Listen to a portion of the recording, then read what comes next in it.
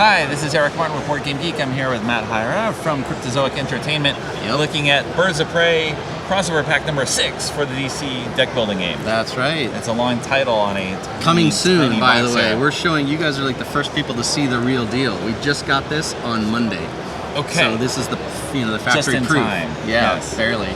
Okay. So each of the crossover packs adds some small element to the deck building game. It can be used with any of the standalone sets. Yes, any standalone set can add in the Birds of Prey, and just with a few cards, you're going to modify your game by a whole lot because you're going to have a whole new superhero, and we've got all the ladies. You know, with the Wonder Woman movie, it's just like good timing, just to like showcase the ladies of DC, right?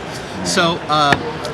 About 25% of the game is really which superhero you are, because that is going to, dictate some of your strategy and tactics. Right. Now, one of the fun things that most of these cards do is rotate cards. So that is the new thing going on in the Birds of Prey is card rotation.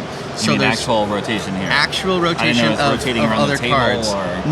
Yeah, not quite. Okay. So for instance, let's get a card like here we go, Hawkfire. Okay. So that card, when you play it, it has ongoing, so it's going to stay in play just like so.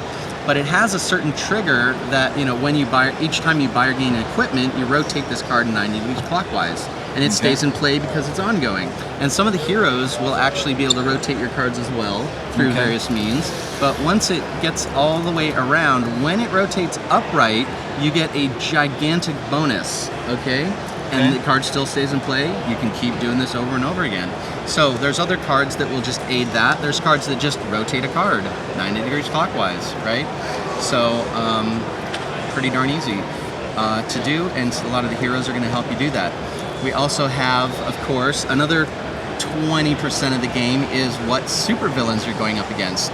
So now we've got Harley Quinn is on the start of the stack, and the stack, as you can see, goes in order from 8 to 15. Right. So Harley Quinn's first. Maybe you can see in there. Oh, sure. Yeah. I might have missed it. Excellent. Just looking around. Harley Quinn's first, and when you buy her and later play her, she has an ongoing ability that she can rotate any card you control 90 degrees clockwise. Okay. Now, if you don't have ongoing cards if you don't have an ongoing card, you can still rotate any card once at least, even though it'll leave play at the end of turn, but you might get credit for the number of different rotated cards you control.